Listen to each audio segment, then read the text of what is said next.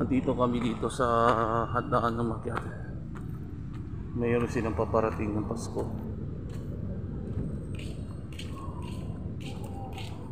Huwag mo na kalimutan, kaibigan.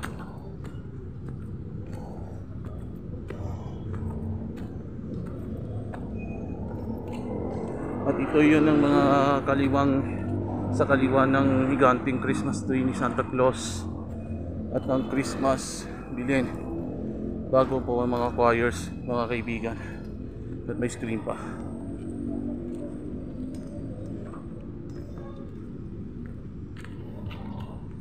Kay sikla ng Pasko, pagpalain naman ng Diyos.